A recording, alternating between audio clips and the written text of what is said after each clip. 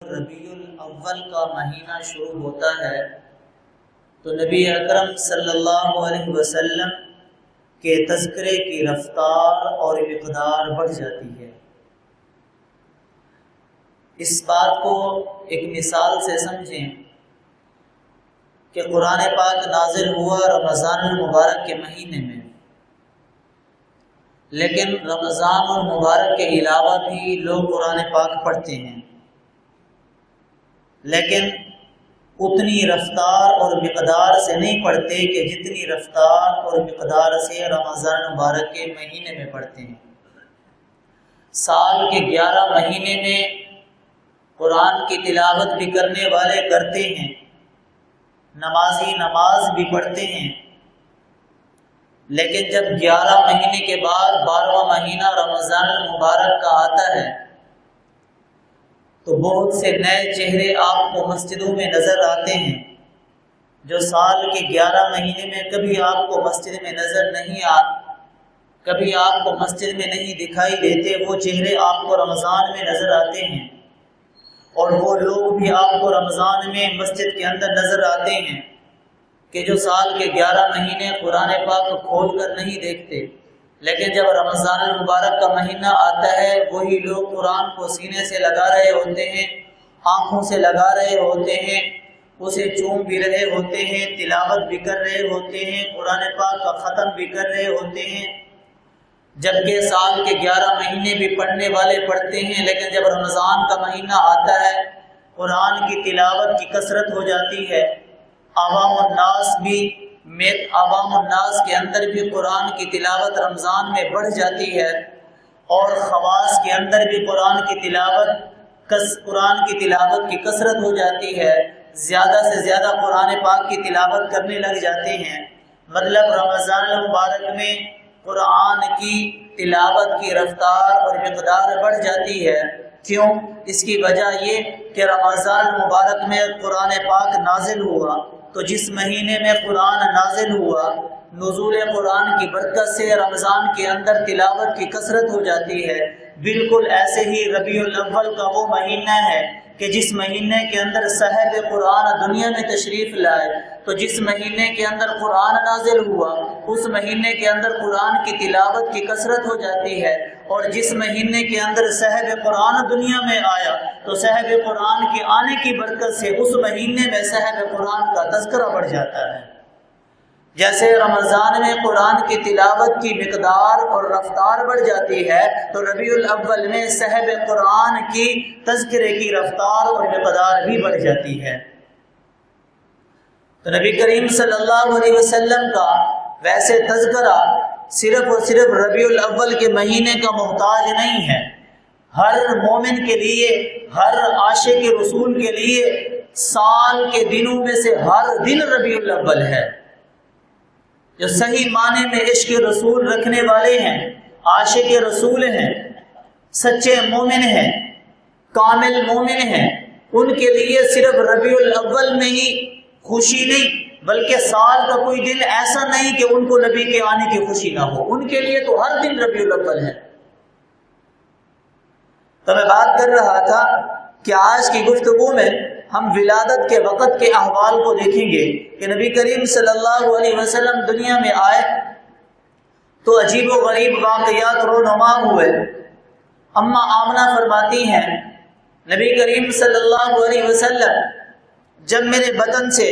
دنیا میں آئے تو میں نے اپنے بطن سے ایک نور نکلتے ہوئے دیکھا، پھر اس وہ نور جو میرے بطن سے نکلا وہ مشرق اور مغرب کے اندر پھیل گیا۔ میں نے اس کی روشنی میں بصرہ کے محلات کو دیکھا، میں نے اس کی روشنی میں شام کے محلات کو دیکھا۔ یہ اشارہ تھا کہ یہ بصرہ اور شام، یہ جو تیرا بچہ آنے والا دنیا کے اندر آ چکا ہے، یہ شام اور بصرہ کے محلات یہ اس کے ایک نہ ایک دن اس کے زیر نگی آئیں گے۔ شام اور بصرہ کے اندر اس کی حکومت کا پرچم لہرائے گا، اس کی آواز شام اور بصرہ کے اندر بھی بلند ہوگی، اما آمنہ فرماتی ہیں جب یہ بچہ دنیا کے اندر آیا تو عجیب و غریب واقعات رونما ہوئے۔ اما آمنہ فرماتی ہیں کہ میرے اس بچے کو سلامی کے لیے ستارے اتنا قریب جھکا ہے کہ مجھے خطرہ تھا کہ ستارے کہیں مجھ پر نہ گر پڑے۔ اما آمنہ فرماتی ہیں یہ بچہ بڑا ہی شان والا ہے۔ جب یہ بچہ دنیا کے اندر آیا، رب کی شان دیکھیے، رب کی قدرت دیکھیے، اس بچے کی برکت سے وہ فارس کا آتش کدہ جو 1000 سال سے جب مسلسل جس کے اندر آگ جل رہی تھی لیکن وہ آگ لگائی نہیں جاتی تھی، وہ قدرتی طور پر مسلسل آگ جلی آ رہی تھی، لیکن جب نبی کریم صلی اللہ علیہ وسلم دنیا میں آئے تو فارس کا وہ آتش کدہ بجھ گیا۔ میرے نبی کی آنے کی نشانیوں میں سے یہ نشانی تھی کہ جب نبی آخر الزمان دنیا کے اندر آئے گا تو وہ فارس کا آتش کدہ بجھ جائے گا۔ میرے نبی جب دنیا کے اندر آئے تو وہ فارس کا آتش کدہ بجھ گیا۔ ایران کے اندر زلزلہ برپا ہو گیا، کسرا میں زلزلہ برپا ہو گیا، بتوں میں کھلبلی مچ گئی، بت ایک دوسرے میں ٹکرانے لگے، ایک قسم کا زلزلہ برپا ہو گیا، صدائیں بلند ہونے لگی، آوازیں بلند ہونے لگی کہ یہ انقلاب کیسا ہے، یہ کس کے آنے پر یہ انقلاب آ گیا، کہ ایسا انقلاب کہ جنات جو آسمان سے خبریں سن لیتے تھے میرے نبی کے آنے کے بعد ان کا داخلہ بند ہو گیا۔ اب وہ جاتے ہیں تو ستارے ان کا تعاقب کرتے ہیں، اب وہ جاتے ہیں تو شہاب ثاقب ان کا پیچھا کرتا ہے۔ میرے نبی جب دنیا کے اندر آئے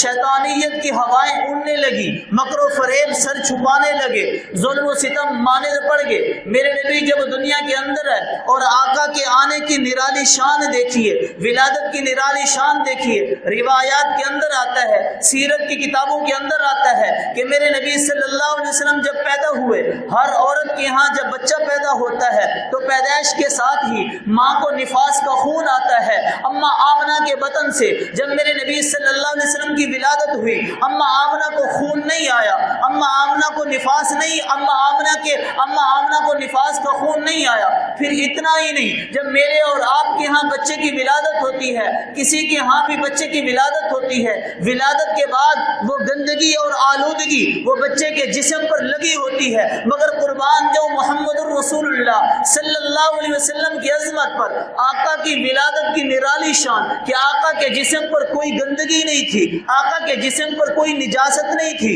آقا کے جسم پر کوئی غلاظت نہیں تھی۔ میرے اور آپ کے ہاں بھی بچہ پیدا ہوتا ہے، آنے کے بعد اس کی ناف کو کاٹتے ہیں، قربان جو آقا کی ولادت پر جب میرے نبی دنیا میں آئے، جب میرے نبی کی پیدائش ہوئی تو ناف کٹی ہوئی تھی، ناف بریدہ تھے، ناف کو کاٹنے کی ضرورت نہیں آئی۔ میرے اور آپ کے ہاں بچہ پیدا ہوتا ہے، پیدائش کے بعد اس کا ختنہ کروایا جاتا ہے، مگر حضور کی نرالی ولادت جب میرے نبی دنیا کے اندر تشریف لائے تو ختنے کے لیے کسی کو بلانا نہیں پڑا، بلکہ ماں کے پیٹ سے ہی مختون پیدا ہوئے، ختنہ شدہ پیدا ہوئے۔ رب نے میرے نبی کو ایسا نرالا شان والا بنایا کہ آقا جب دنیا میں آئے، میرے نبی کی ولادت ہوئی، بچہ پیدا ہوتا ہے، ماں آنکھوں میں سرما لگاتی ہے۔ میرے نبی کی نرالی ولادت ایسے تھی، ایسے لگ رہا تھا کہ جیسے اما آمنہ کے پیٹ سے سرما لگا کر یہ دنیا کے اندر آیا ہے، سرما لگانے کی ضرورت نہیں پیش آئی۔ میرے نبی دنیا کے اندر آئے، کسی کو بال بنانے کی ضرورت نہیں تھی، ایسا لگ رہا تھا جیسے ماں کے پیٹ سے کسی نے بال بنا کر بھیجے ہیں۔ میرے نبی دنیا کے اندر آئے تو میرے نبی صلی اللہ علیہ وسلم کے ناخن کٹے ہوئے تھے۔ بچہ دنیا کے اندر آتا ہے، آنے کے بعد ناخنوں کو کاٹنے کی ضرورت پڑتی ہے، مگر میرے نبی کی نرالی ولادت، میرے نبی دنیا میں آئے، ناخن کٹے ہوئے تھے، ناک بریدہ تھے، مختون پیدا ہوئے تھے، بال بنے ہوئے تھے، مانگ نکلی ہوئی تھی، آنکھوں میں سرما لگایا ہوا تھا، سر پہ تیل لگا ہوا تھا۔ میرے نبی دنیا کے اندر آئے اور لبوں پر مسکراہٹ تھی۔ دنیا کے اندر آئے تو سب سے پہلے زبان کے اوپر اشہد ان لا الہ الا اللہ و اشہد ان محمد عبدہ و رسولہ کی صدائیں آقا کی زبان پر بلند تھی۔ میرے نبی دنیا میں آئے، آنے کے بعد میرے نبی نے سجدہ کیا، جبین نیاز کے تقدس کو رب کے حضور میں جھکا کر مجھے اور آپ کو ایک سبق دے دیا، مجھے اور آپ کو ایک میسج دے دیا کہ یہ ایک سجدہ جسے تو گراں سمجھتا ہے، 1000 سجدوں سے آدمی کو دیتا ہے نجات۔ میرا نبی جب دنیا کے اندر آئے تو میرے نبی صلی اللہ علیہ وسلم کے آنے کے وقت کی یہ عجیب و غریب کیفیت، یہ نرالی آقا کی ولادت کی شان۔ اچھا، جب ہمارے ہاں بچے کی ولادت ہوتی ہے دایا کی ضرورت ہوتی ہے، دایا کی ضرورت ہوتی ہے، لیکن قربان جاؤں محمد رسول اللہ صلی اللہ علیہ وسلم کی شان والی ولادت پر کہ جب حضور کی ولادت ہوئی تو دایا کی ضرورت نہیں پڑی۔ دایا بعد میں آئی دودھ پلانے کے لیے، دایا بعد میں آئی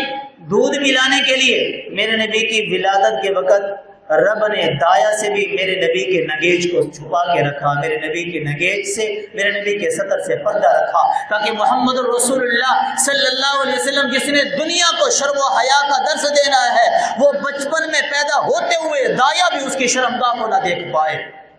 اما آمنہ فرماتی ہے جب میرے بچے کی ولادت کا وقت قریب آیا تو جو کمرے کے اندر چراغ جل رہا تھا اس کے اندر تیل نہیں تھا، میں پریشان تھی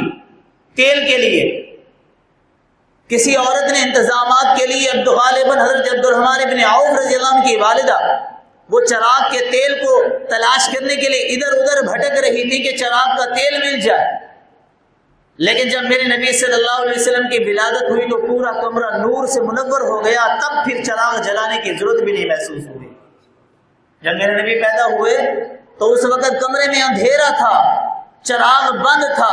تیل نہیں تھا۔ عبد الرحمن ابن عوف رضی اللہ عنہ کی والدہ تیل کو تلاش کرنے کے لیے گئی ہوئی تھی، اتنے میں میرے نبی کی ولادت ہوئی تو پھر کسی کو چراغ جلانا یاد ہی نہیں رہا کہ میرے نبی کی ولادت سے کمرہ نور سے منور ہو گیا۔ جب کسی کے یہاں بچہ پیدا ہوتا ہے، مبارکباد دینے کے لیے علاقے والے آتے ہیں، قبیلے والے آتے ہیں، برادری آتی ہے، چاچا ماما تایا آ کے مبارکباد دیتے ہیں بچے کو کہ مبارک ہو اللہ نے آپ کو بیٹا دیا، مبارک ہو اللہ نے آپ کو خوبصورت چاند کا ٹکڑا دیا۔ قربان جاؤں آقا نامدار محمد رسول اللہ صلی اللہ علیہ وسلم کی شان والی ولادت پر آقا جب دنیا میں آئے،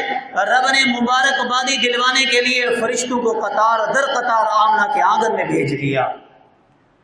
اور نبی کریم صلی اللہ علیہ وسلم جب پیدا ہوئے پیدائش سے پہلے ہی اللہ نے آپ کے سر سے باپ کا سایہ اٹھا لیا۔ پیدا ہوئے تو باپ کا سایہ اٹھا لیا گیا، گھٹنوں چلے تو دادا آدم کو روانہ تھا، چلنے لگے تو ماں دریام ہو گئے جدا، ہر ایک سایہ سر سے یوں اٹھتا چلا گیا، سایہ پسند نہ آئے پروردگار کو، بے سایہ کر دیا اس سایہ دار کو۔ اس میں کیا حکمت تھی کہ اللہ تعالیٰ نے ہمارے نبی صلی اللہ علیہ وسلم کو یتیم پیدا کیا کہ آقا کی ولادت سے پہلے ہی باپ کا سایہ اٹھا لیا؟ حکمت کیا تھی؟ علماء کرام حکمت لکھتے ہیں کہ اس میں یہ حکمت تھی تاکہ نبی کریم صلی اللہ علیہ وسلم کو مشکل گھڑی کے اندر، دکھ کے اندر، غم کے اندر، پریشانی کے اندر اپنے باپ کو، اپنے ابو کو پکارنے کی عادت نہ پڑے، بلکہ رب کو پکارنے کی عادت پڑ جائے۔ اس وجہ سے آقا کی ولادت سے پہلے رب نے آپ کا والد کا سایہ اٹھا لیا، تاکہ بدر میں اگر پریشانی ہو تو پھر عبداللہ کو نہ پکارے اپنے والد۔ بچے کو عام طور پر پریشانی ہوتی ہے تو سیدھا باپ کے پاس دوڑتا ہوا آتا ہے، ابا پیسے چاہیے، ابا پریشانی ہوئی، ابا یہ مصیبت ہے، ابا فلاں بچے لڑ پڑے ہیں۔ اللہ نے آقا کے پیدا ہونے سے پہلے باپ کا سایہ اٹھا لیا تاکہ یہ نبی کو میں یتیم اس لیے پیدا کر رہا ہوں، جب جب اس کو تکلیف ہو، جب جب اس کو پریشانی ہو تو یہ اپنے باپ کو نہ پکارے بلکہ مجھ رب کو پکارے، تاکہ پھر میں اس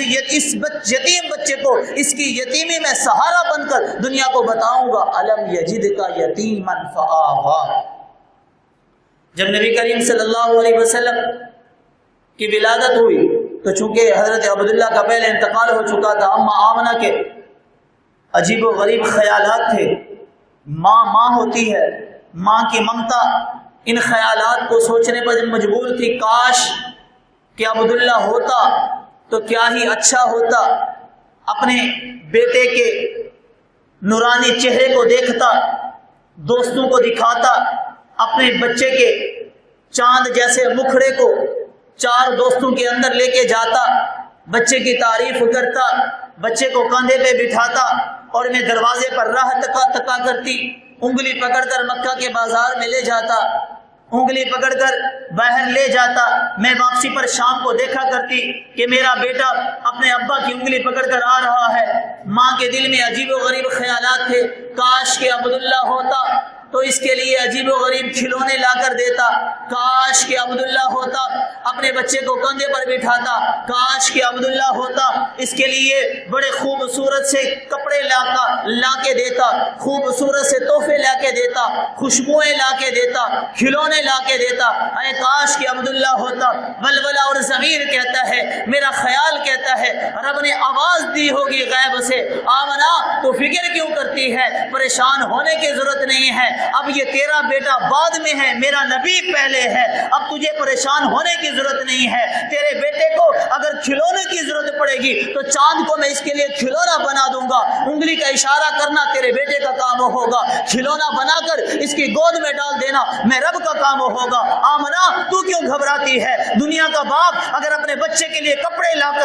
لے کے آئے تو اسے کوئی پوچھے گا نہیں, لیکن جو میں تیرے بیٹے کو لباس پہناؤں گا تو دنیا قیامت تک تیرے بچے کے لباس کو یا ایھا المزمل اور یا ایھا المدثر کے نام سے یاد کرتی رہے گی. آمنا فکر کیوں کرتی ہے؟ تو بات کرتی ہے خوشبو کی, اگر عبداللہ ہوتا تیرے بچے کے لیے خوشبو لے کے آتا. آمنا فکر کیوں کرتی ہے؟ اگر عبداللہ ہوتا تو جو خوشبو لاتا اس خوشبو کو کوئی نہیں پوچھتا. آج عبداللہ نہیں ہے, یتیمی کا سہارا میں رب بنوں گا اور تیرے بچے کو ایسی خوشبو میں نہلاؤں گا, تیرے بچے کے جسم سے میں خوشبو کی لپٹیں ایسی جاری کروں گا کہ جس گلی سے تیرا بچہ گزرے گا 8 دن تک اسی گلی سے خوشبو کی لپٹیں جاری کر دوں گا. آمنا پریشان ہونے کی ضرورت کیوں, پریشان کیوں ہوتی ہے, فکر کیوں کرتی ہے؟ اب یہ تیرا بیٹا بعد میں ہے, ہمارا پہلے ہے, میرا محبوب پہلے ہے. تیرے بیٹے کو سیر کرنے کو دل کرے گا, لوگ اپنے بیٹوں کو مری لے جاتے ہیں, آؤٹ آف کنٹری لے کے اپنے بیٹوں کی آب و ہوا تبدیل کراتے ہیں, انہیں کوئی پوچھے گا نہیں. آمنا فکر کرنے کی ضرورت نہیں ہے. تیرے بیٹے کو سیر کرنے کا دل کرے گا تو میں معراج پر بلا لوں گا, میں جنت کی سیر کرا لوں گا, میں اپنا دیدار کرا دوں گا, میں 7 آسمانوں کی سیر کرا دوں گا. آمنا تو فکر کیوں کرتی ہے؟ آمنا تجھے پریشان ہونے کی ضرورت نہیں ہے. اس کا سونے کو دل کرے گا تو میں کعبۃ اللہ کے اندر اسے سلا دوں گا. آمنا فکر کیوں کرتی ہے؟ اس کا کھلونے کو دل کرے گا, یہ ہاتھ کا اشارہ کرے گا, درخت کو اس کی انگلی کے اشارے پر نچوا دوں گا. آمنا پریشان ہونے کی ضرورت نہیں ہے. یہ تیرا بیٹا بعد میں ہے, ہمارا نبی پہلے ہے, اس کی انگلیوں کے اشارے سے میں پانی کے میٹھے چشمے جاری کر دوں گا. آمنا فکر نہ کر. الم یجد کا یتیما فآوا, بچہ تیرا یتیم ضرور ہے, اس کی یتیمی کا سہارا میں رب بنوں گا. اللہ نے میرے نبی صلی اللہ علیہ وسلم کو یتیم پیدا کیا. ایک حکمت یہ بھی تھی, دنیا کے تمام یتیمی کو تسلی دینے کے لیے, دنیا کے تمام یتیموں کو تسلی دینے کے لیے کہ اے دنیا کے یتیموں,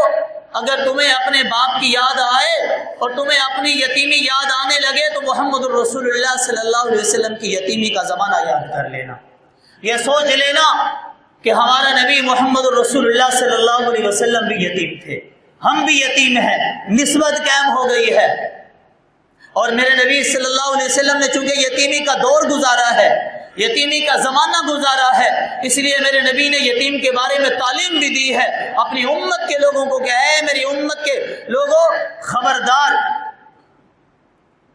تمہارا بیٹا بھی موجود ہو, یتیم بھی موجود ہو, تو اپنے بیٹے کی موجودگی کے اندر, یتیم کی موجودگی کے اندر اپنے بیٹے کے سر پہ ہاتھ نہ رکھنا, کہیں ایسا نہ ہو کہ یتیم کو اس کے ابا کی حیاتی یاد نہ آ جائے.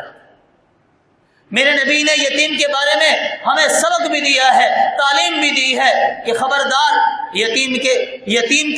کے حقوق کا لحاظ کرنا. یتیم کا مال کھاؤ گے تو ایسا ہوگا جیسے جہنم, جیسے آگ اپنے پیٹ میں بھر رہے ہو. یہ قرآن کہہ رہا ہے. پیارے نبی صلی اللہ علیہ وسلم نے فرمایا انا وکافل الیتیم کہاتین, کہ میں اور یتیم کی پرورش کرنے والا کل قیامت کے دن اس طرح قریب ہوں گے. فرمایا جس طرح یہ 2 انگلیاں قریب ہیں, یہ 2 انگلیاں, یوں ہاتھ کا اشارہ کر کے کہا, فرمایا جس طرح یہ 2 انگلیاں آپس میں قریب ہیں, اسی طرح میں اور وہ آدمی جو یتیم کا خیال رکھتا ہے, یتیم کی تعلیم و تربیت کا انتظام کرتا ہے, یتیم کی کفالت کرتا ہے, یتیم کی دیکھ بھال کرتا ہے, میرے مدنی کا فرمان ہے کہ وہ آدمی اور میں یعنی نبی صلی اللہ علیہ وسلم کل قیامت کے لیے اس طرح قریب ہوں گے جس طرح یہ 2 انگلیاں قریب ہیں. تو اگر نبی کا قرب چاہتے ہو, نبی کا کل قیامت کے دن ساتھ چاہتے ہو, تو یتیموں کے سروں پر ہاتھ رکھو. میرے نبی کو اللہ نے یتیم پیدا کیا. میرے نبی صلی اللہ علیہ وسلم جب دنیا میں آئے, علاقے والے دیکھنے کے لیے آئے, ہمارے ہاں جب یتیم بچہ پیدا ہوتا ہے تو لوگ کہتے ہیں، سیانے کہتے ہیں کہ او ماما جی خیال کرنا یتیم ہے، چاچا جی خیال کرنا یہ یتیم ہے، بابا خیال کرنا یتیم ہے، محلے والوں سن لو یہ بچہ یتیم ہے خیال کرنا، پڑوس والوں تم بھی سن لو خیال کرنا یہ بچہ یتیم ہے۔ ہم ایک دوسرے کو کہتے ہیں کہ بھئی خیال کرنا یہ بچہ یتیم ہے، اس کی دیکھ بھال کرنا، دیکھ بھال میں کمی نہ آئے۔ مگر قربان جاؤ آمنہ کے لال پر، جب آمنہ کا لال یتیم پیدا ہوا، رب نے پوری دنیا کو کہہ دیا، پوری دنیا کو پیارے نبی صلی اللہ علیہ وسلم کی انگلی پکڑ کر کہہ دیا، او دنیا والو تمہیں اس یتیم کا سہارا بننے کی ضرورت نہیں ہے، میں رب اس کا سہارا بنوں گا، علم یجد کا یتیما فآوا۔ اور بچے کی پیدائش کے بعد پڑوس والے چاچا ماما رشتہ دار آتے ہیں چہرہ دیکھنے کے لیے کہ دیکھو تو صحیح بچہ کیسا حسین و جمیل بچہ ہے، چہرہ دیکھنے کے لیے آتے ہیں۔ جب نبی کریم صلی اللہ علیہ وسلم کا چہرہ دیکھنے کے لیے آپ کے رشتہ دار آئے، آپ کے علاقے والے آئے، آپ کا دادا آیا، آپ کا چاچا آیا، دائیاں آئیں، دودھ پلانے والیاں آئیں، اماں آمنہ نے خود دیکھا تو سب کی زبان پہ ایک ہی بات تھی۔ وہ کیا بات تھی؟ کہ ایسا حسین و جمیل بچہ ہم نے نہیں دیکھا، ایسا حسین و جمیل بچہ ہم نے نہیں دیکھا۔ پیارے نبی صلی اللہ علیہ وسلم، میں آخری بات کر کے اپنی بات ختم کرتا ہوں۔ جب نبی کریم صلی اللہ علیہ وسلم کا چہرہ بابا عبد المطلب نے دیکھا، میں اس بات کو اپنے انداز کے اندر بیان کروں گا کہ جب حضرت عبد المطلب نے میرے نبی کا چہرہ دیکھا تو عبد المطلب نے کہا ہوگا کہ بھی میں نے تو ایسا حسین و جمیل بچہ نہیں دیکھا۔ مائی آمنہ نے جب دیکھا تو مائی آمنہ نے بھی کہا ہوگا بھائی میرا بیٹا ہے لیکن میں نے آج تک اپنے بیٹے جیسا حسین و جمیل بچہ نہیں دیکھا۔ حضرت حسان بن ثابت رضی اللہ عنہ میرے نبی کا حسن بیان کرتے ہوئے کہتے ہیں نا، وَأَحْسَنُ مِنْكَ لَمْ تَرَ قَطُّ عَيْنِي وَأَجْمَلُ مِنْكَ لَمْ تَلِدِ النِّسَاء۔ حضرت حسان کے ان جملوں کو امیر شریعت حضرت اللہ شاہ بخاری رحمہ اللہ جب پڑھا کرتے تھے تو حضرت حسان کے اس جملے کو یوں پڑھا کرتے تھے، وَأَحْسَنُ مِنْكَ لَمْ تَرَ قَطُّ عَيْنٌ۔ حضرت حسان بن ثابت کہتے تھے آئینی، یعنی میری آنکھ نے ایسا حسین و جمیل بچہ نہیں دیکھا۔ اور جب شاجی یہ جملہ پڑھا کرتے تھے تو شاجی پڑھا کرتے تھے آئینن، تنوین کے ساتھ پڑھا کرتے تھے، جس کا مطلب یہ ہوتا تھا کہ میں نے تو دور کی بات دنیا کی کسی آنکھ نے ایسا حسین و جمیل بچہ نہیں دیکھا۔ بابا عبد المطلب نے بھی کہا میں نے بھی ایسا حسین و جمیل بچہ کہیں نہیں دیکھا۔ مائی حلیمہ نے بھی کہا میں نے بھی ایسا حسین و جمیل بچہ کہیں نہیں دیکھا۔ جتنے بھی آپ پیارے نبی صلی اللہ علیہ وسلم کو دیکھنے کے لیے آئے سب کی زبان پہ ایک ہی بات تھی، ارے ایسا حسین و جمیل بچہ ہم نے نہیں دیکھا۔ میرا ولولہ کہتا ہے، میرا خیال کہتا ہے رب نے ایک میٹنگ آسمانوں پر بلائی ہوگی جس میں جبرائیل کو بلایا ہوگا، میکائیل کو بلایا ہوگا، اسرافیل کو بلایا ہوگا، اسرائیل کو بلایا ہوگا، یوں فرشتوں کی مجلس لگی ہوئی ہوگی۔ رب نے فرشتوں سے پوچھا ہوگا اے فرشتوں کی جماعت تم بتاؤ، تم روئے زمین کی سیر کرتے ہو، تم پوری دنیا میں چکر لگاتے ہو، تم بتاؤ کہ تم نے ایسا حسین و جمیل بچہ کہیں دیکھا ہے؟ جبرائیل تو بتا، 1,24,000 نبیوں کے بعد تو وہی لے کر گیا، تو بتا ایسا حسین بچہ کیا تو نے دیکھا؟ جبرائیل نے کہا ہوگا ربا حضرت آدم سے لے کر حضرت عیسیٰ تک 1,24,000 کم بیش نبیوں کے پاس میں وہی لے کر گیا، نہ تو کسی نبی کا حسن اس بچے جیسا تھا، نہ کسی کی امتی کا ایسا حسین و جمیل چہرہ تھا جیسا تو نے حسن و جمال محمد رسول اللہ صلی اللہ علیہ وسلم کو دیا۔ میرا ولولہ کہتا ہے، میرا ضمیر کہتا ہے رب نے کہا ہوگا اے عرشیو، اے فرشیو، اے نوریو تم کس بحث میں پڑ گئے ہو کہ ایسا حسین و جمیل بچہ دیکھا یا نہیں دیکھا؟ ارے جب میں خدا نے اس جیسا حسین و جمیل بچہ پیدا ہی نہیں کیا تو تم کہاں سے دیکھ لیتے؟ کسی شاعر نے یوں تڑپ کر کہا حسینہ جمیلہ دا منہ موڑ دیتا، رب محمد بنا کے قلم ہی توڑ دیتا۔ وما علینا الا البلاغ۔